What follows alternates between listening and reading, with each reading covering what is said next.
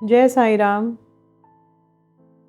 मैं अपनी spiritual life की अगर बात करती हूँ तो मेरी स्पिरिचुअल लाइफ भी बहुत चैलेंजेस हैं। मेरी लाइफ में भी बहुत अप्स एंड डाउन्स भी हैं। लोगों को लगता होगा कि बाबा मेरे साथ हैं तो मेरे साथ तो कुछ नहीं होता। ऐसा कुछ नहीं है। मेरे साथ भी बहुत परेशानियाँ होती हैं। मेरे शारीरिक कष्ट मुझे बहुत होते हैं।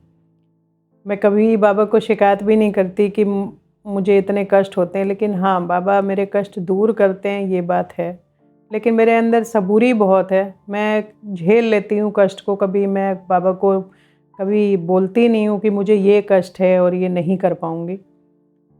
ऐसे ही एक बार हुआ था जब मुझे रात में बहुत ज़्यादा, मेरा स्पाइन सबको मालूम है कि ऑपरेटेड स्पाइन है, तो बहुत ज़्यादा देर मैं इससे खड़े होके या ज़मीन पे बैठ के कुछ अगर काम करूँ या फॉरवर्ड बेंडिंग मुझे बिल्कुल मना है। उसको अगर मैं कर लूँ तो फिर मुझे बहुत दर्द होता है कमर में आज भी।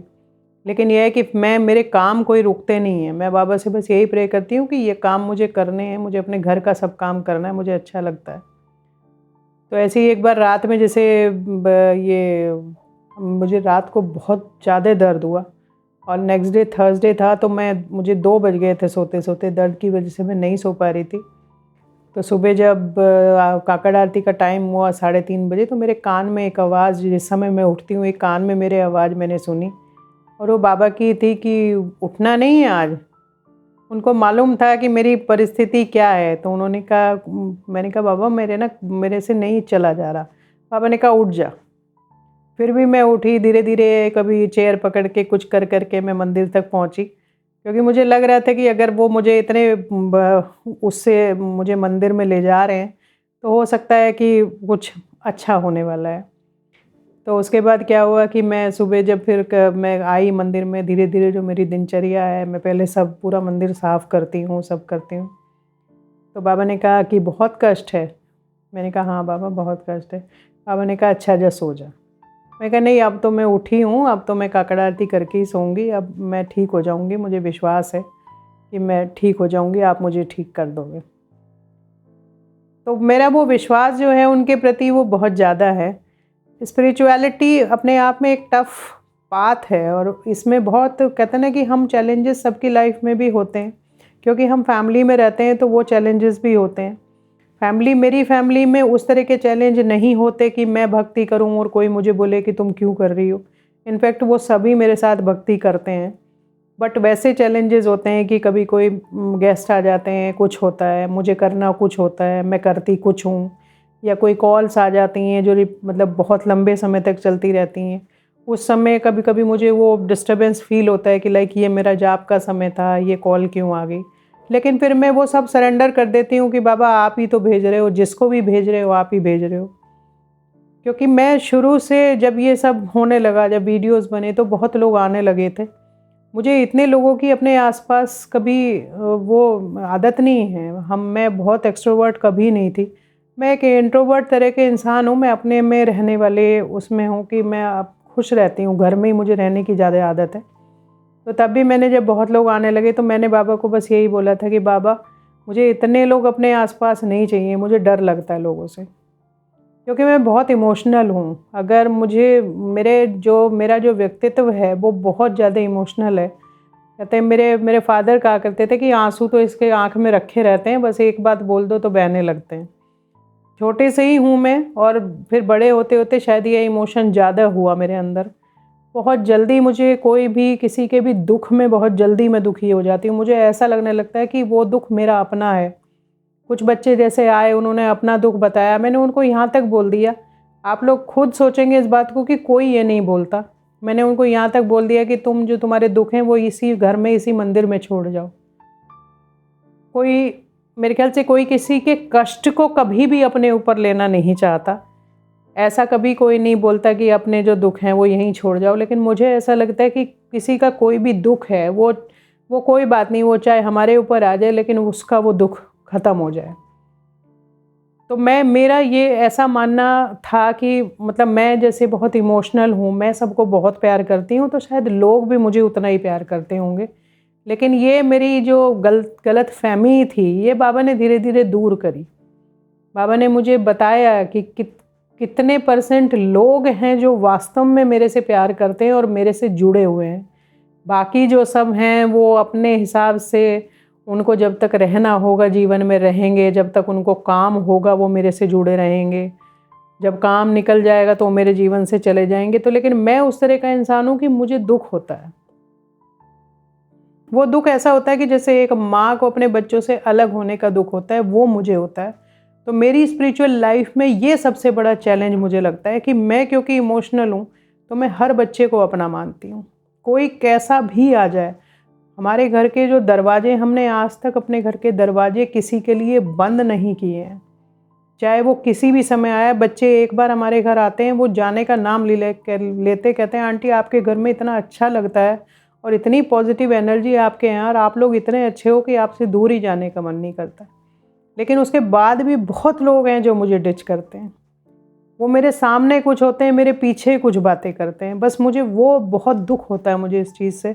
और मैं बाबा को हमेशा ये प्रार्थना करती हूँ कि बाबा मेरे जीवन में ना बहुत लोग मत भेजना, क्योंकि मैं उसको, वो दुख जो होता है ना मुझे, जब लोग मेरे से दूर जाते हैं वो मेरे से बर्दाश्त नहीं होता। क्योंकि मैं और उन लोगों के हिसाब से, मतलब मैं और लोगों की तरह नहीं हूँ जो लोगों के आने से और जाने से जिनके ऊपर प्रभाव नहीं पड़ता। मेरे ऊपर बहुत प्रभाव पड़ता है क्योंकि मैं उन बच्चों को अपना मानती हूँ और वो, मुझे ऐसा लगता है कि ये किसी न किसी जन्म के मेरे अपने बच्चे हैं। तो मैं बस यही मैं बोलूँगी कि मुझे अगर बस स्पिरिचुअलिटी में अगर कभी डिस्टर्बेंस होता है, बाकी किसी चीज़ से मुझे डिस्टर्बेंस नहीं होता। मैं बहुत स्ट्रॉन्ग हूँ, मैं हर परिस्थिति का सामना करती हूँ। कैसी भी परिस्थिति हो मैं बाबा को पकड़े रखती हूँ, मैं उनको छोड़ती नहीं हूँ।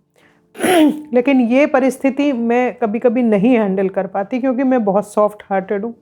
और शायद ये जो मैं इतनी सॉफ्ट हार्टेड हूँ, हम सब, मैं, मेरे हस्बैंड, इसीलिए हमें ये बाबा ने ये सेवा का पाथ भी दिया है, क्योंकि सेवा में भावनाओं की ज़रूरत है, उस भाव की ज़रूरत है।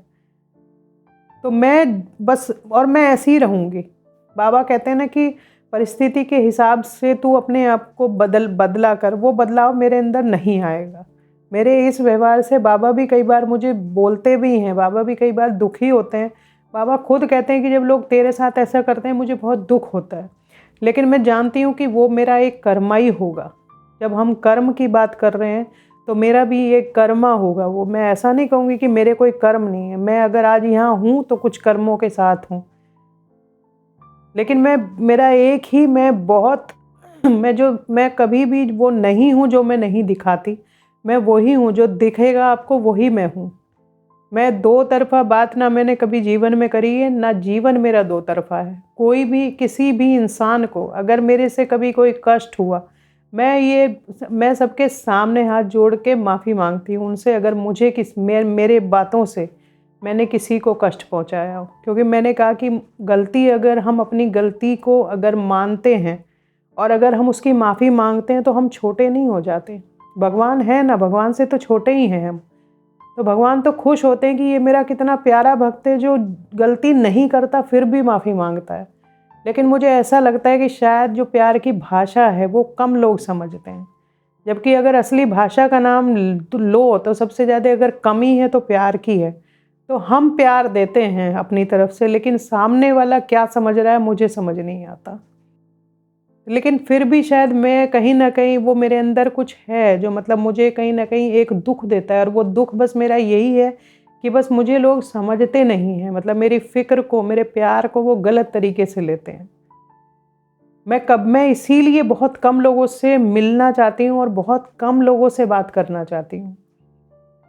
क्योंकि मुझे वो बहुत ज़्यादा ना बातें मुझे पसंद हैं, ना मुझे मेरे जीवन का और मेरे जीने का ढंग बहुत अलग है। मुझे जीवन में बहुत बड़ी-बड़ी चीज़ें नहीं चाहिए। मैं बहुत छोटी-छोटी चीज़ों में खुश होने वाला इंसान हूँ। क्योंकि अगर मुझे ऐसा लगता है कि अगर मुझे बाबा मिले हैं तो फिर मेरी मेरी खुशी और किसी चीज़ में होनी ही नहीं चाहिए, और है भी नहीं। तो बस मैं, अगर वही, जब कोई पूछता है कि आपके जीवन में क्या कमी है? मैंने कहा मेरे जीवन में कोई कमी नहीं है। बाबा ने मुझे वो दिया जो मेरी औकात भी नहीं थी। लेकिन बस कमी अगर है तो यही है कि लोग मुझे कभी-कभी गलत समझ जाते हैं। वो मेरे प्यार को, वो मेरे प्यार करने के तरीके को, वो मेरी उनके लिए जो भावनाएँ हैं, एक माँ की बच्चों के लिए वो फ़िक्र जो है, वो उसको गलत लेते हैं और फिर वो मेरे से जो कटते हैं ना, वो बस मुझे दुख देता है। मैं उसके लिए बस बाबा से ही बोलती हूँ फिर कि बाबा मेरे जीवन में मुझे बहुत लोग नहीं चाहिए। अगर भेजने हो तो ऐसे लोग भेजना जो आपसे जुड़े, मुझे अपने से लोगों को नहीं जोड़ना। मुझे कोई फेम नहीं चाहिए, मुझे कोई अपने नाम से कुछ चाहिए ही नहीं जीवन में। मुझे बहुत शांति है, मैं बहुत ही ज़्यादा, क्योंकि मेरा मार्ग मोक्ष का मार्ग है। मैं अटैच्ड होके भी डिटैच्ड स्टेट में रहती हूँ। मैं सबसे बहुत प्यार करती हूँ, लेकिन वो जिनसे मैं प्यार करती हूँ वो मेरी कमज़ोरी बिल्कुल भी नहीं है। वो मेरी स्ट्रेंथ है, वो मुझे ताकत देते हैं हर पल इस जीवन को आगे बढ़ाने के लिए। वो चाहे मेरे अपने खुद के बच्चे हैं या बाहर के बच्चे हैं, मैं किसी भी बच्चे में कोई फ़र्क नहीं करती। लोग कहते हैं आपके घर आते हैं तो लगता ही नहीं कि कौन आपका और कौन पराया है। और मैं चाहती हूँ कि सब आपस में इसी तरह से, मेरी ये एक इच्छा है।